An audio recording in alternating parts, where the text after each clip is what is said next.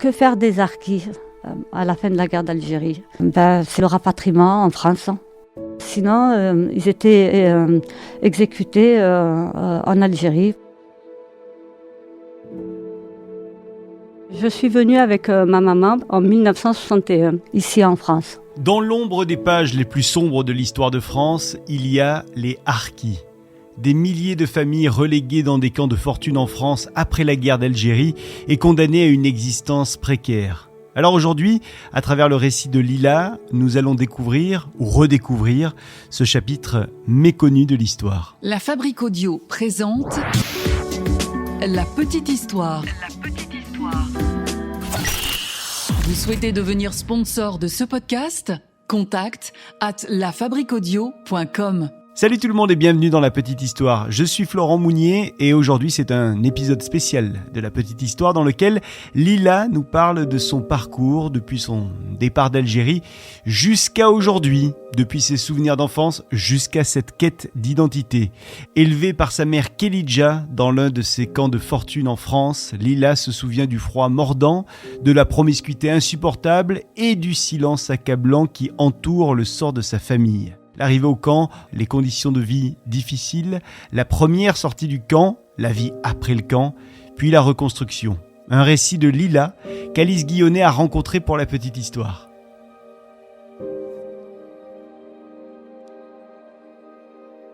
Je suis née le 15-12-61 en Algérie, en Grande Kabylie, d'une mère harki, assimilée, et d'un père que je ne connais pas. Un harki assimilé, comme ma maman, c'est des gens qui ont servi l'armée française, mais qui n'ont pas porté d'armes pendant la période de la guerre d'Algérie.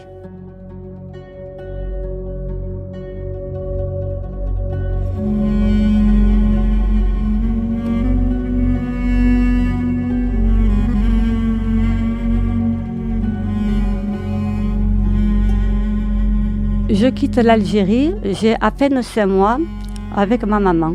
On part d'Algérie, d'Alger, et on va direction Marseille.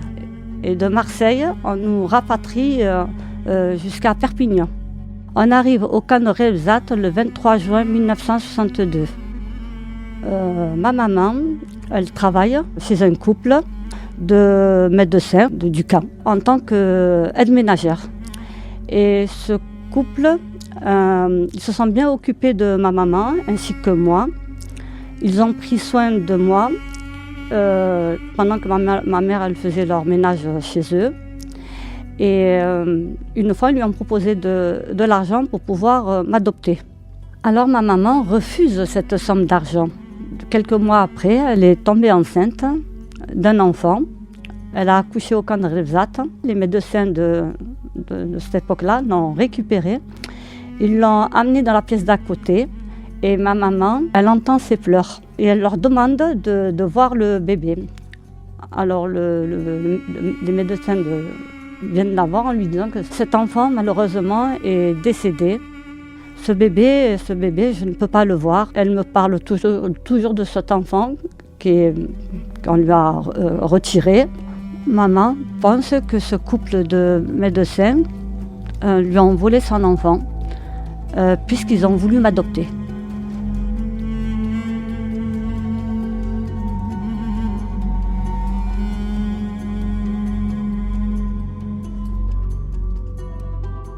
Deux ans après, on nous change de camp et je vais au camp de Saint-Maurice-l'Ardoise, dans le Gard, en Occitanie. On arrive dans ce camp.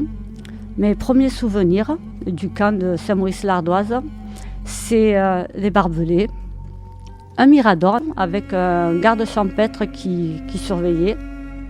La vie dans ce camp est très rude. Les douches sont à l'extérieur, mélangées avec des personnes âgées, femmes, enfants. On se douche tous dans les mêmes douches. On a très froid. L'eau elle est à moitié tiède. On doit courir pour se réchauffer, pour aller directement dans nos baraques, pour se réchauffer devant notre poêle. Dans la plupart des baraques, on a 2 pièces Une pièce avec un poêle et un évier pour pouvoir faire notre petite cuisine et puis se réchauffer. Et l'autre pièce, c'est une chambre. Quand il pleut, il y a de l'eau qui coulait des plafonds et on met des petites bassines. Et pour nous endormir, ça me berçait. C'est tellement humide, je collais pas les lits contre les murs, je collais des journaux sur le mur pour enlever cette humidité. Et les toilettes, toujours à l'extérieur, une peur d'aller aux toilettes. Ces toilettes insalubres, pas d'eau et d'électricité, parce qu'on a des coupures d'eau et d'électricité. Les toilettes, c'est une infection, les odeurs à avoir la nausée. Et alors du coup, ma maman, à la dernière minute, elle a pu se récupérer un pot de chambre, des seaux qu'on met à l'extérieur par rapport aux odeurs.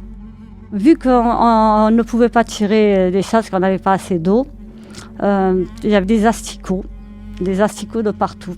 Voilà. Alors comment voulez-vous faire vos besoins tranquillement? Pas possible. Pas possible.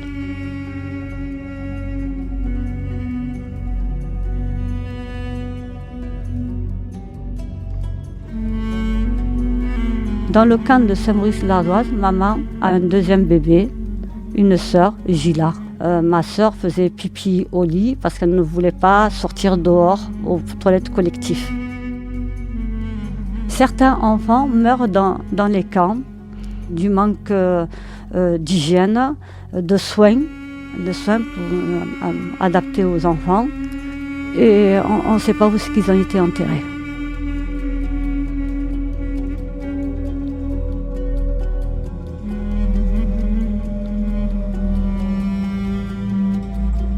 Moi et les enfants du camp de Saint-Maurice-l'Ardoise, on est des enfants très rebelles. On n'accepte pas les conditions de vie qu'on a au camp de Saint-Maurice. On se mettait derrière les barbelés, on prenait des cailloux et on lance des cailloux à celui qui lance le plus loin possible, mais contre les voitures de l'extérieur. Parce que pour nous, c'est une injustice, vu qu'on est enfermé et qu'on n'a pas le droit d'être à l'extérieur.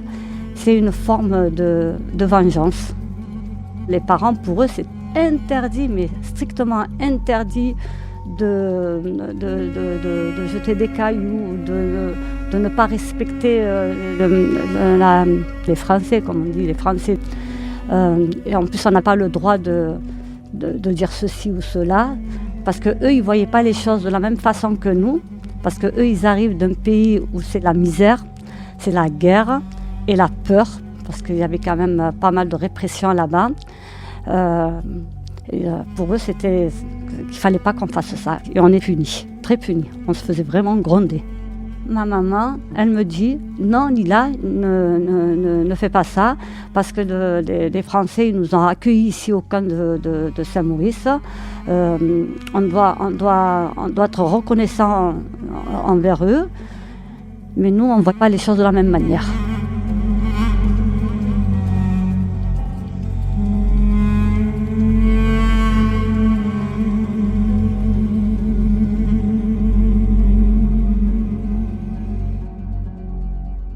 On n'a pas le droit de sortir du camp sans autorisation de sortie. Alors les autorisations sont données pour si avec un motif très important.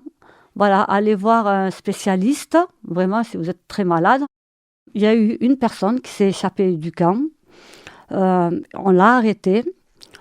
Il a été torturé et il est décédé et on l'a retrouvé dans un puits.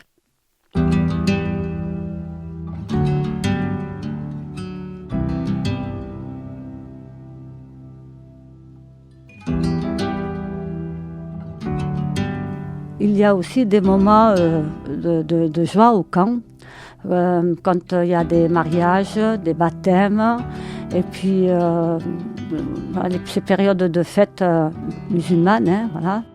Pendant ces périodes de joie au camp de Saint-Maurice, il y avait quand même ce silence. Tout le monde parle de tout, sauf la période des événements en Algérie. Et quand ils parlent de quelque chose sur les événements de l'Algérie, c'est pour pour rigoler surtout, pour des petites anecdotes d'officiers ou de soldats, quand c'est quelque chose d'agréable. Voilà. C'est le silence absolu. Même ma maman ne pouvait pas parler de tout ça.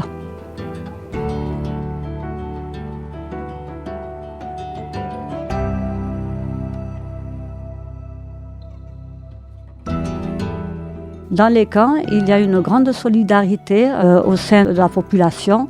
On allait chez tout le monde. On pouvait manger, même si c'était qu'une galette avec un peu de sucre. Voilà, c'est tellement agréable d'aller chez l'un, chez l'autre. À 6 ans, je vais à l'école, dans le camp de Saint-Maurice. On est mélangé, il y a tout âge. Et pas d'école maternelle, direct le CP. On essaie de nous apprendre à lire et à écrire. Très très compliqué, parce que c'est pas trop de moyens aussi au niveau scolaire. La lecture, c'est Toto. C'est les premiers mots que j'ai commencé à lire. Pas d'art plastique, pas de peinture. C'est pareil, ce froid, parce que ce sont quand même des baraques en préfabriqué, pas trop chauffées. Les enseignants, ils ont tout fait pour nous aider, parce que ces enseignants, ils étaient là pour faire leur possible pour qu'on puisse évoluer au niveau scolaire. Ma mère, qui n'a jamais fréquenté l'école, parmi tous ces anciens du camp, elle est fière, très fière de voir que je vais à l'école, parce qu'elle n'a pas connu l'école.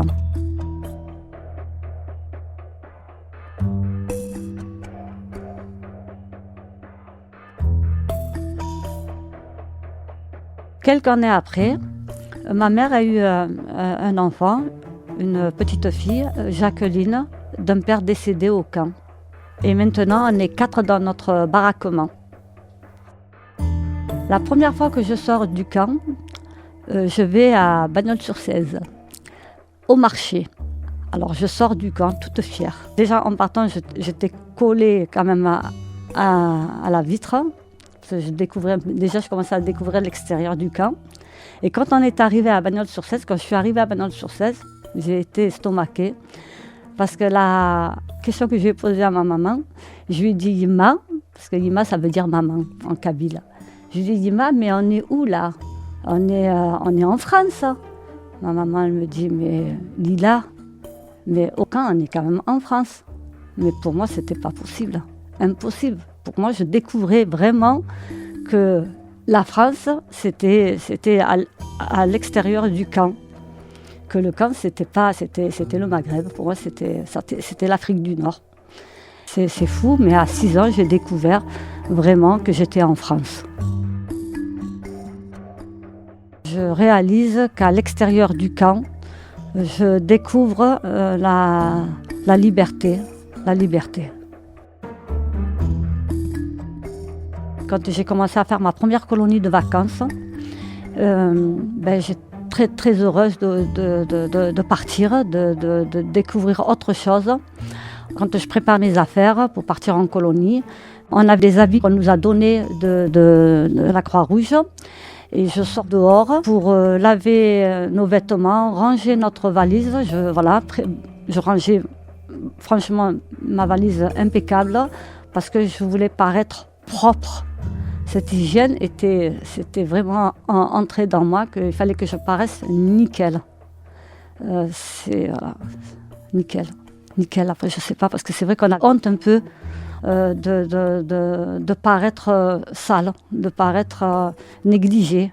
Et pourtant, nos parents faisaient tout leur possible pour qu'on soit respectueux, qu'on soit bien tenu et qu'on ne dise pas de gros mots. Et surtout, respecter la personne qui était en face, le français. La première fois de ma vie, je prends le bus, un car. Mais on est tous joyeux. Hein. On pleurait parce qu'on quitte nos parents, sûr. Mais d'un côté, on se languit de monter dans ce car. Et une fois qu'on est installé, tout ça, j'étais collée tout le long du trajet à la vitre pour regarder le paysage et l'environnement. J'étais émerveillée. Et c'est là que j'ai découvert vraiment la réalité, que la vie à l'extérieur est différente de celle qu'on a à l'intérieur du camp.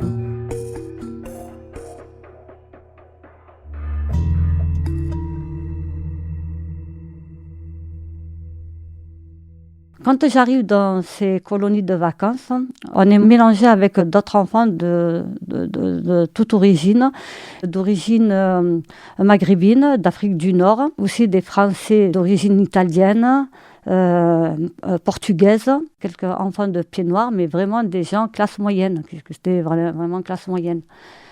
Et puis j'étais sauvage, très sauvage, on était tous sauvages. On se disputait beaucoup, on se bagarrait, c'était souvent ça.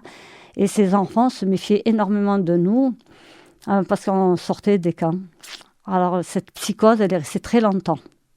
En plus, c'est lors des colonies de vacances que j'ai vraiment bien appris à parler le français. Parce que je découvre beaucoup de choses dans les colonies. Et puis aussi de connaître d'autres enfants avec d'autres origines. Leur situation, qu'on n'était pas si malheureux que ça, parce que dans ces colonies, c'était souvent des familles défavorisées. Et souvent, je me disais que nous, on n'avait pas grand-chose, mais que nos parents étaient très maternels, paternels. Et au camp, on était une grande famille où on n'était pas exclus. Dans ce camp, il y a pas mal de matchs de foot qui sont organisés parce que c'est des moyens pour pouvoir s'occuper. Et en allant dans ce match de foot, je vois ma maman qui n'arrête pas de regarder un joueur. Et elle fait connaissance de ce joueur. Quand le soir, il venait à la maison, ma maman, elle me dit, Lila, va ouvrir la fenêtre parce qu'il y a quelqu'un qui va venir. Alors du coup, quand il toquait à la fenêtre, j'allais directement ouvrir parce qu'il rentrait en cachette pour ne pas se faire attraper, parce qu'elle avait quand même 6 ans de plus que cette personne et qu'elle avait des enfants. Elle avait 3 filles. C'est un très bel homme. En plus, elle était très fière de lui parce qu'il était cultivé, parce que bon, ça c'est...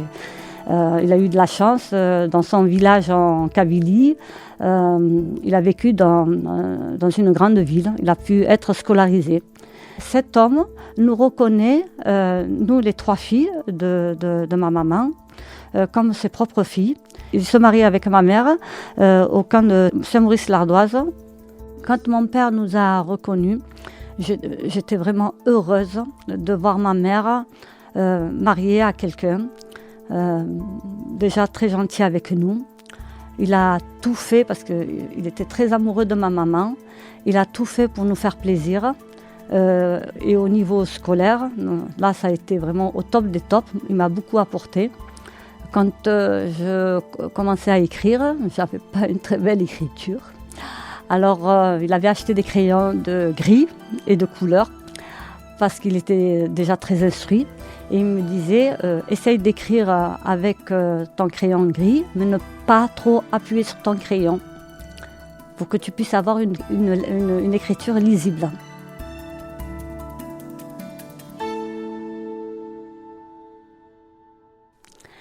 Et j'étais heureuse aussi, bon, déjà parce que ma mère, je l'entends plus pleurer le soir, parce que pendant des années, j'entendais ma maman pleurer le soir par rapport à sa solitude.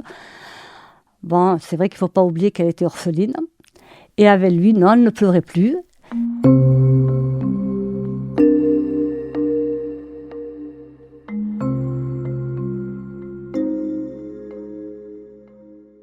Ma maman, elle a eu 4 enfants avec mon beau-père. Je suis très proche de mes frères et sœurs. Ce qui est bien aussi avec cet homme, c'est que c'est lui qui s'occupait de tout ce qui était ses papiers administratifs. Ma mère, ne sachant ni lire ni écrire, ça a été une décharge pour moi.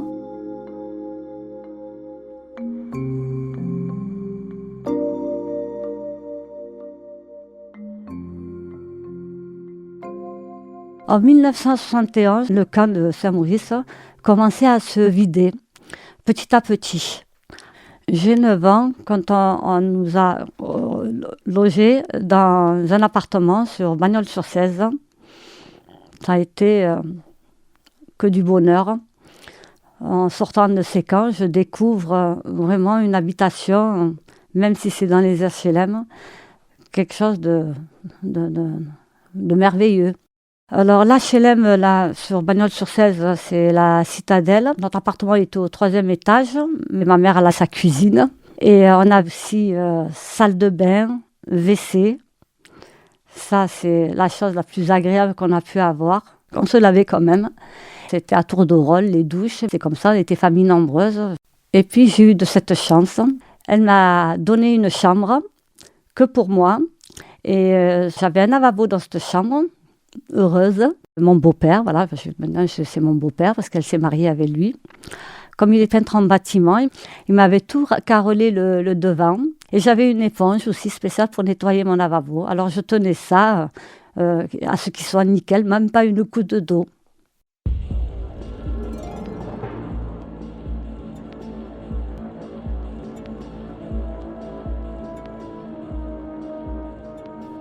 Avec les enfants à l'extérieur, les HLM, très difficile l'intégration.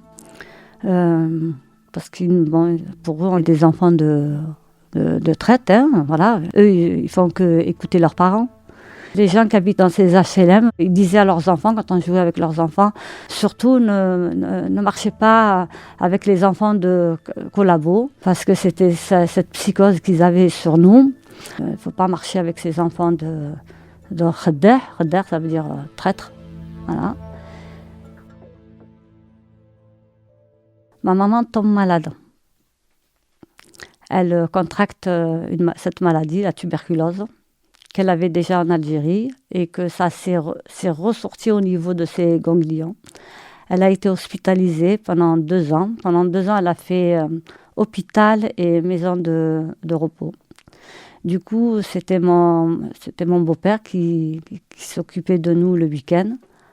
Et on a été placés. Parce que là, ma maman, elle a été suivie par les services sociaux. On a été placés. Alors, moi, j'ai été placée avec la deuxième de mes sœurs, Gila, dans un foyer. Mes 2 autres frères, un autre foyer.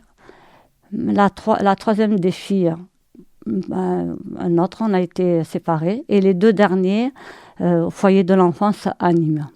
Quand j'arrive dans ce foyer, ça ressemble à une colonie de vacances, mais ce n'est pas du tout le même cas de colonie de vacances. Je suis tombée dans des groupes de filles, parcours très très difficile, compliqué, toutes races confondues, maghreb, manouches, parce que c'est des manouches, j'ai retenu ces gitanes. Quelques familles aussi européennes, ukrainiennes même, parce que c'est des pays de l'Est, mais très dur, très dur. Il fallait que j'instaure un petit peu ma loi. Je me suis battue plusieurs fois et puis je me suis intégrée petit à petit. Je suis arrivée à faire mon empreinte parce que je sors des camps. Il fallait quand même que je mette mes empreintes dans ce foyer parce que je savais qu'il fallait que je reste encore là pour quelqu'un ait. Et le week-end, quand je rentrais à la maison, c'est à partir de là que j'ai vu que mon beau-père commençait à boire. Il avait du mal, il a eu du mal de voir sa femme à l'hôpital, ses enfants dispatchés dans des foyers, et que sa famille encore est restée au camp jusqu'en 1976. Ça a été très dur. Et il s'est mis, à partir de là, à boire de l'alcool. J'ai été très très très difficile avec mon beau-père. C'était la crise de l'adolescence, on va dire que c'est l'adolescence. J'acceptais pas de voir ma mère à l'hôpital et je n'acceptais pas de voir que la famille se décomposait encore une deuxième fois. En 1976, je fais une colonie. Quand j'étais en colonie, c'est vrai que je savais que ma maman était malade, je savais que mon beau-père était malheureux. J'ai le directeur qui vient me voir et qui me dit qu'il y a eu un malheur qui s'est produit, que mon père est décédé sur la route d'Alès, accident de voiture, et qu'il est ivre. Ça, c'est une chose qui m'a beaucoup bouleversée.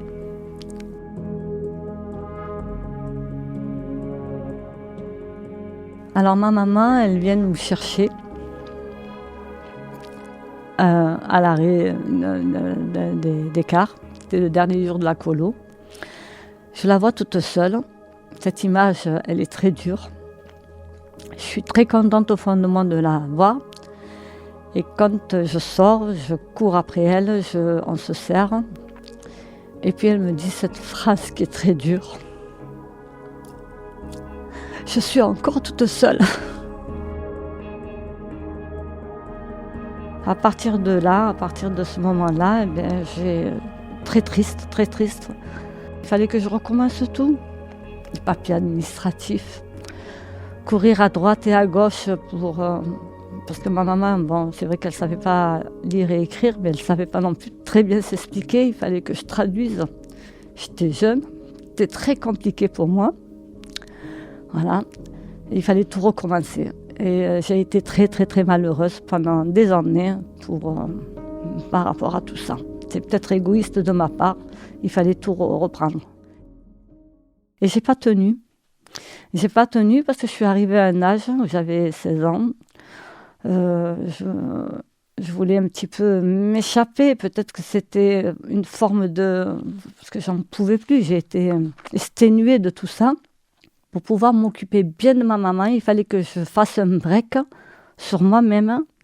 Et j'ai fugué. Voilà, j'ai fugué. J'avais tout prémédité, comme on dit, c'est bête de parler comme ça, prémédité. Quand j'allais au collège, j'avais tous les enseignants. J'ai eu une chance inouïe. J'ai eu toujours des gens qui ont toujours été très proches de moi. Une fois, j'ai eu ma prof de mathématiques qui est venue me chercher à la maison. Ensuite, ce jour-là, elle m'accompagne. J'ai pris mon sac à dos. J'ai pris un petit peu d'argent. Et elle me dit, Lila, tu peux rentrer en classe, rejoindre tes amis. Le temps qu'elle gare sa voiture, je prends mon sac, je la regarde une dernière fois et je m'échappe. Et je pars, je fugue. Je pars direction Montélimar chez une amie qui m'héberge quelques semaines. Et ma maman, elle a mis dans le journal du Midi Libre un avis de recherche avec ma photo. Et cette famille, famille d'Arquis, m'ont ramenée chez ma maman et ils me déposent devant la porte. Je toque, ma mère me fait rentrer à la maison sans un mot. C'est le silence dans la maison. Mes frères, quand ils m'ont vu, mes frères et sœurs tous, ils me sautent dessus, très contents de me revoir. Je pleurais, j'étais contente de les voir, mais je pleurais aussi. C'était des larmes de joie. Et c'est en ce moment-là que j'ai eu un déclic. Je me suis dit, là, je crois que tu ne peux plus partir. Ta place, elle est là, parmi ta famille. Et tes frères, tes sœurs ont besoin de toi. 10 ans après le décès de mon beau-père, toute contente parce que j'étais indépendante, j'avais un petit appartement. Pour une fois, je vis ma vie de jeune, heureuse d'être indépendante, tout en m'occupant quand même de ma famille. Le téléphone sonne. J'ai la voix d'un policier qui me dit Madame Saadi, Lila, votre maman a besoin de vous. C'est tard le soir, c'est 11h du soir. Je me suis dit, il y a un souci. J'étais en train de tricoter un pull. Voilà, il me dit, votre maman a besoin de vous. Votre frère s'est pendu avec le cordon de son vélo. Pas de mots, rien du tout. Je n'arrivais pas à pleurer. Je suis partie aussitôt la rejoindre. Toujours pareil, j'arrive dans cette maison, à Stadel. Je vois ma maman toute seule. Toujours pareil, ce silence fou. Et voilà, j'ai perdu un de mes frères, 15 ans.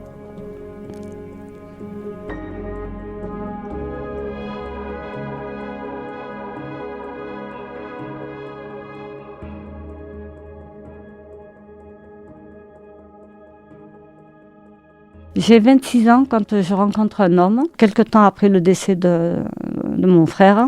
Je travaille en tant qu'employée de maison dans une grande famille à Bagarre. Et heureuse de le rencontrer. Il a été là au moment où j'en avais le plus besoin. Voilà, parce que je commençais à déprimer. Il m'apporte beaucoup de bonheur. Ouais.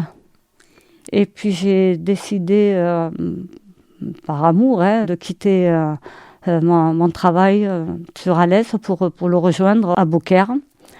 Et j'ai un enfant avec lui, mon premier enfant, Dimitri.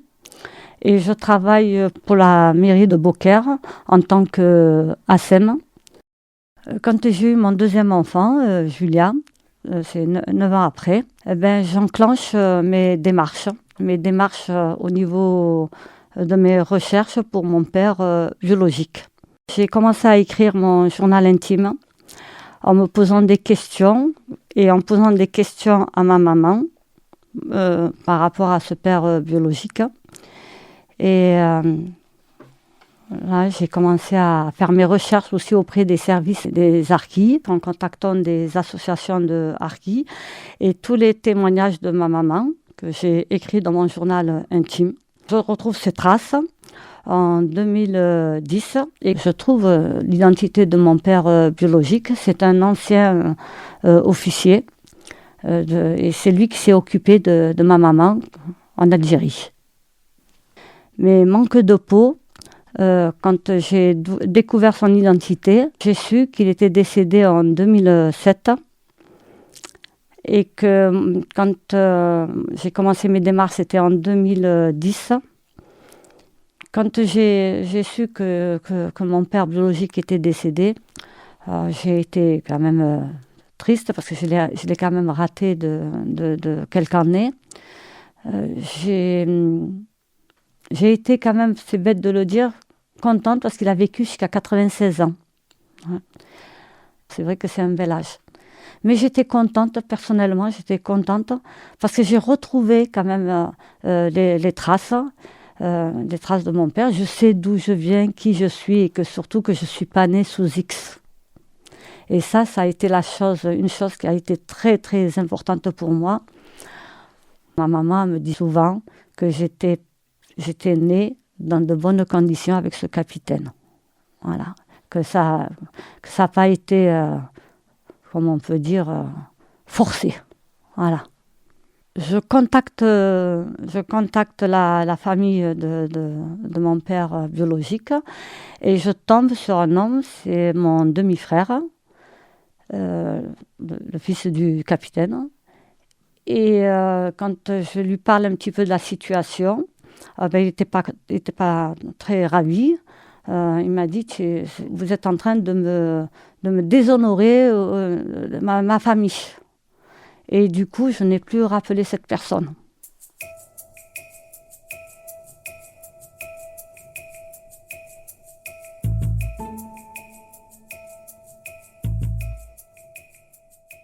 Nous, les enfants de la deuxième génération des descendants d'Harkis, on a ce travail, c'est un devoir de mémoire pour nos anciens, pour nos parents, de ce qu'ils ont vécu là-bas, ici.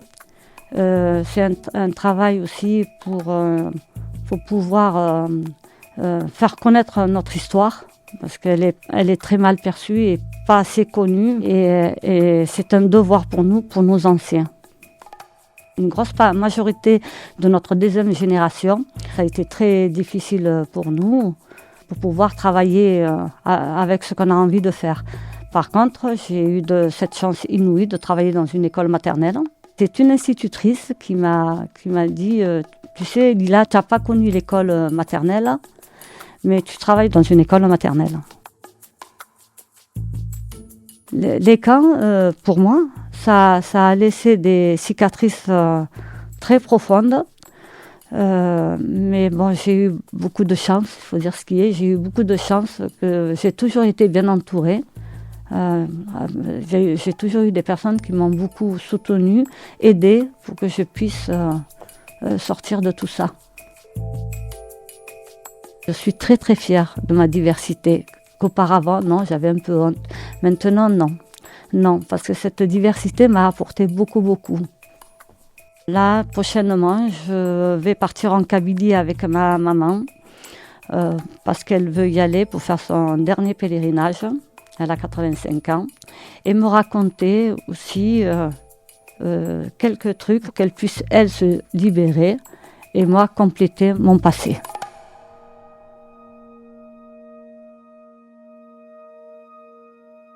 Là, je travaille avec d'autres enfants harkis sur ces enfants qui sont décédés au camp de Relzat, qu'on ne retrouve pas les ossements, dont mon petit frère, ce petit garçon que j'ai surnommé le petit de Relzat, que maman a eu au camp de Relzat. Et on a créé un collectif pour toutes les familles qui ont perdu un défunt dans ce camp. Et j'espère qu'on pourra retrouver ces ossements et pour que nos parents et puis nous aussi, parce que c'est des séquelles, qu'on puisse faire notre deuil dignement.